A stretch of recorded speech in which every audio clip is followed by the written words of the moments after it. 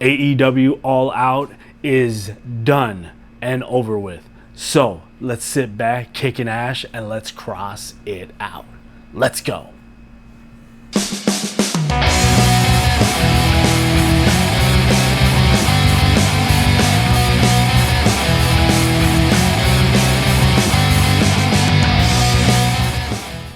All right, ladies and gentlemen, welcome back to the CrossYouOut podcast. And of course, I am your host, Eric Cross. And in today's show, we're going to be talking about All Out from Toronto, Ontario, Canada. The AEW pay-per-view, first ever stream on HBO Max or whatever they want to call it nowadays. I'll give you my thoughts about it in just a few minutes. First things first, I had gotten a tad sick, and the Fuzon films, we were supposed to film, I believe it was a week ago, and I ended up getting something went wrong. I wasn't feeling good. I had a day to take care of it. Wasn't feeling better, so I went to the emergency room and or urgent care, and said everything's fine. It just took a couple days for me to feel a little bit better, but as of right now, I'm feeling great. So with that, the Fuzon films had to take a little break. We have someone on vacation right now, and we are just waiting for that to happen. So we will be filming Fuzon films very soon, so please bear with us on that. What else? That's pretty much it as of right now for news from the the other side of the coin.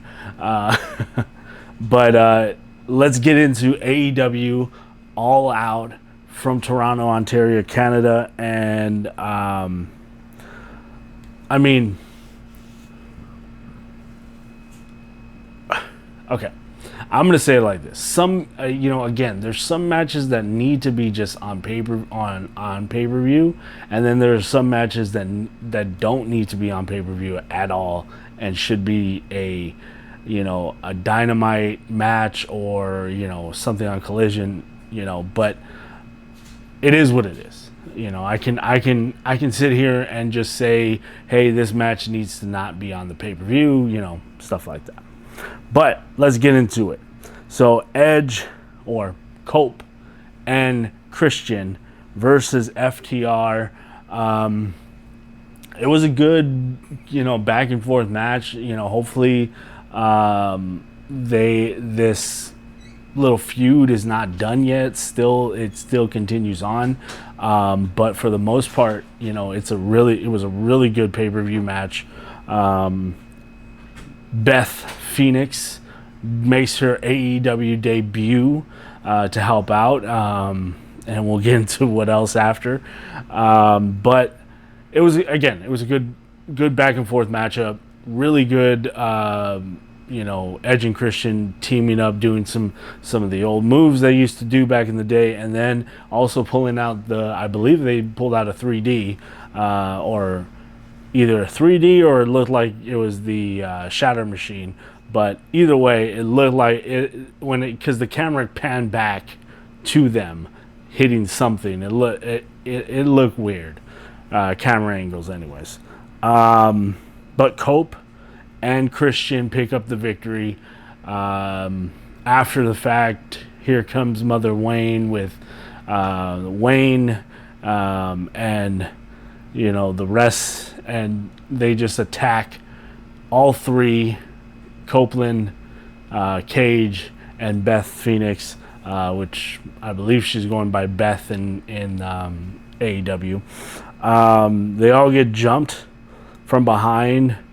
Cope gets handcuffed to the ring or to the ropes, and Christian just gets beat up, hit with the Shatter Machine, I believe of the pile driver as well, and then they go after Beth and they hit her with the pile driver as well. And is this feud over? I don't think so. I think they're going to do it one more time, maybe a Dynamite or Collision main event. But you know, they work great together, so I'm very happy with this. The returning Eddie Kingston versus Big Bill. This was a match that I think should have been on Dynamite, not on pay-per-view. That's just how I feel about it. It is what it is. Eddie Kingston picks up the victory. It, for what it's worth, it's really good to see Eddie Kingston back. But for the most part, it should have been a Dynamite, big surprise or something. But who am I? I don't run shit. I just run this, so that's pretty much it. Let's go to Mark Briscoe versus MJF in a tax match. Thumbtacks on the floor everywhere, pulling out bags of thumbtacks. It was just a smorgasbord of thumbtacks in this match. So many crazy bumps onto the table, back bumps onto or back body drops onto the thumbtacks. It was just absolutely crazy and insane. Mark Briscoe picks up the victory on this one, and man, when you want to put the violence into this match, you put the violence into this match, and it was a good little period at the end of this when Jay hits Mark hits the Jay Driller on MJF. And I guess obviously an homage to his brother, but it was a good match, really good match. I enjoyed it. Let's go into the next. It was a trios matchup. Ricochet and the Gates of Agony versus the Hurt Syndicate. Now this was another match that should have been on Dynamite. Really, it was a trios match. It was great to see MVP back out in the match. But obviously they went after MVP and his legs, obviously for being a little bit older than, everybody else or not necessarily older. I think more of ring rust and out of the ring. Their mentality is he hasn't been in the ring as much as Bobby and Shelton have. It was a good match for what it was. Ricochet and the Gates of Agony pick up the victory, so it was, it was their time. They had to get the victory on that one.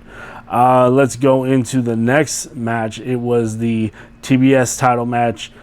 Mercedes Moné versus Rio. I stepped away for a minute to grab something, but for the most part, what I saw from this match was actually decent and really good. I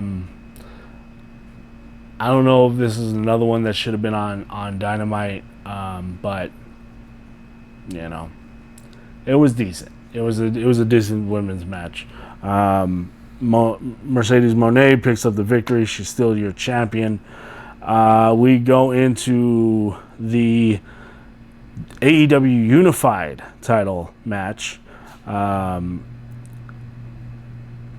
Mr. Dorada versus Takeshita versus Okada.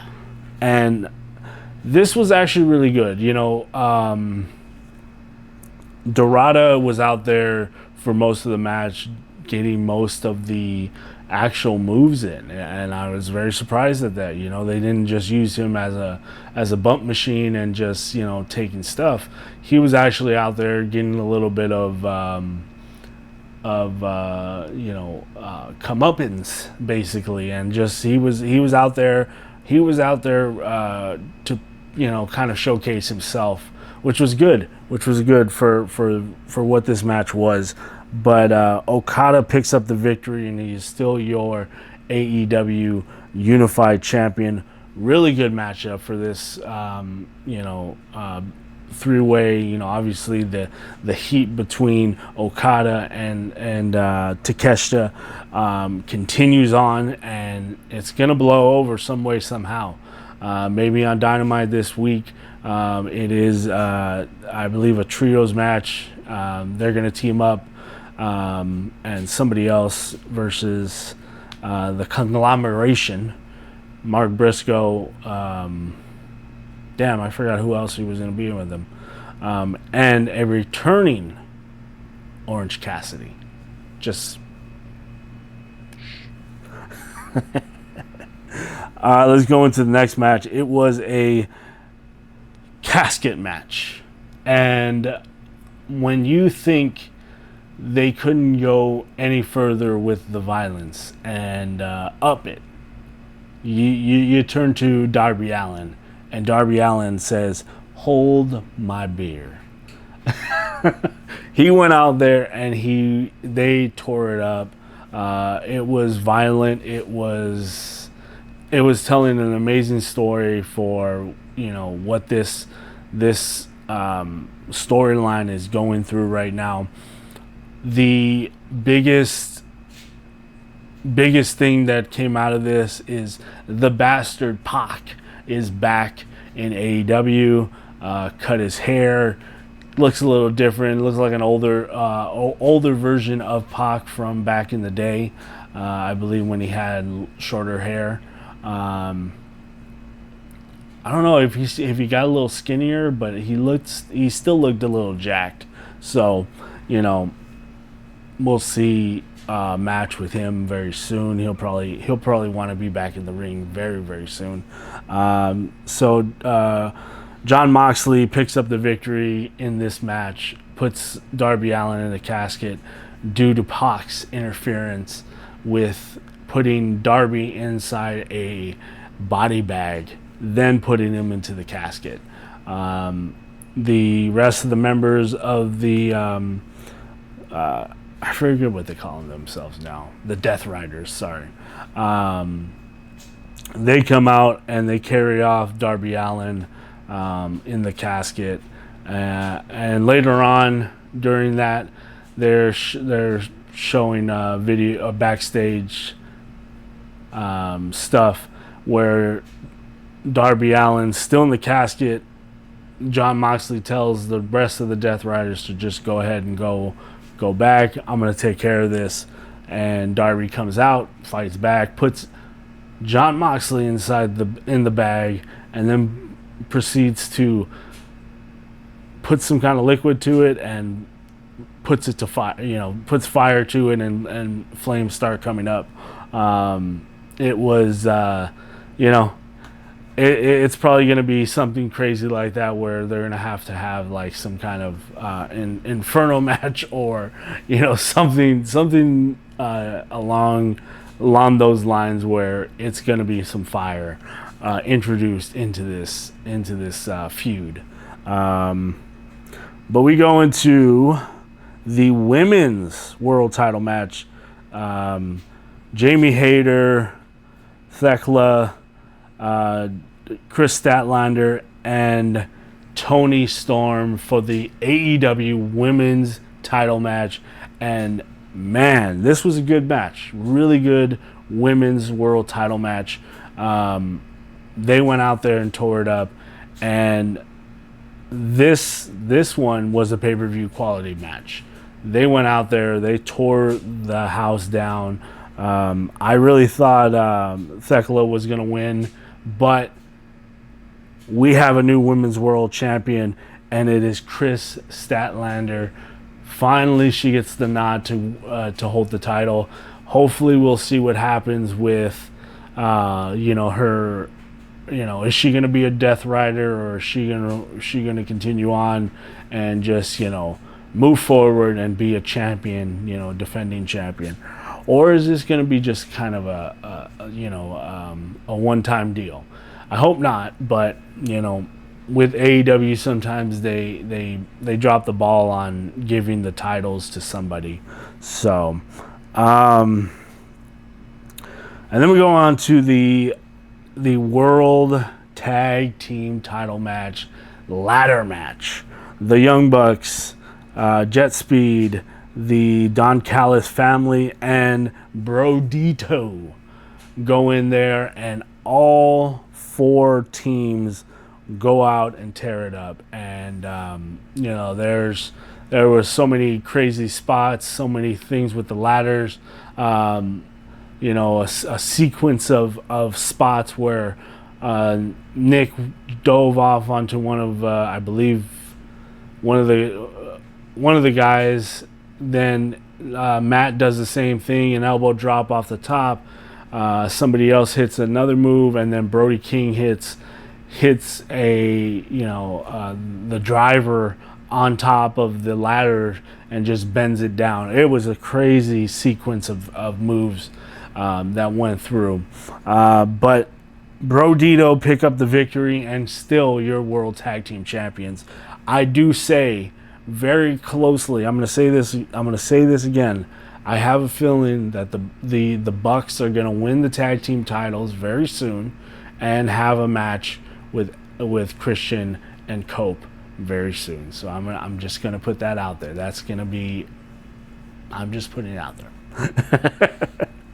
Also, a returning Jungle Boy, Jack Perry, coming out, and just kind of being upset with the Bucks and just kind of going back and forth.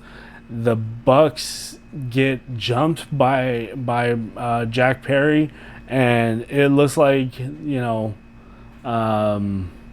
Bucks are kind of being turned babyface at one point, but then they super kick Jack Perry after a distraction, and then all of a sudden they're about to hit I can't remember what they're calling it now, the EVP trigger, or I think it's the something like that, the EVP trigger. Anyways, they're about to hit that, and then all of a sudden the lights go out. There's a video on the Tron. Boom! It shows Jack Perry pulling something out of the dirt. It is a hearse or a casket, excuse me, and dragging it back to somewhere, and then a scene where he walks off away from the thing, and it is Luchasaurus being revived. And all of a sudden the lights come back on, Luchasaurus is in the ring, and Jungle Express is back together. They hit the old music, the oh, and they, I don't know if they're baby faces now or the Bucks are baby faces, because that just happened out of nowhere. Like, I don't know what happened with that, but Jack Perry, Luchasaurus are back together, so yay. And then we go on to the main event, Hangman Adam Page versus Kyle Fletcher, the AEW World Heavyweight Championship, as they like to say, the Men's World Heavyweight Championship. This was a good kind of outing for Kyle Fletcher to kind of just showcase his ability to be able to become a main event star. They let him go out there and work, and it was a good match, really good match. There was, I believe, what was it? He hit him with that reverse tombstone off the apron onto the onto the floor, or into the ring. It looks sick. Then rolls out, hits the buckshot. 1, 2, 3. I really felt like there was going to be some kind of someone going to come out and establish they're going to have next shot for the world title. But they just went off air, and that was the end of the pay-per-view. Sending him home happy with Hangman Adam Page becoming or retaining his title for the second time, I believe, because he fought MJF. So he's continuing on with this title run. I don't think they're going to give him a long title run. I really feel like they need to see where some people are as of right now and who is going to face Hangman next. We'll see. But again, really good pay-per-view. I am not going to watch WrestlePalooza. I'm just not going to do it. I'm really just kind of over the WWE product for what it is. But for the most part, I've been only watching AEW as of my wrestling contents, for a while now. But I might see highlights from the pay-per-view, but nonetheless, this was a really good pay-per-view. AEW All Out, really good pay-per-view. I really enjoyed it. For the streaming service on Max, there were points where it kind of like got fuzzied up and then just went back into it, or we kind of froze for a sec and then went into it. There's going to be kinks that need to be worked out with that. It happens. What can you do about that? But for what it was and for what it is, it was a great pay-per-view, and the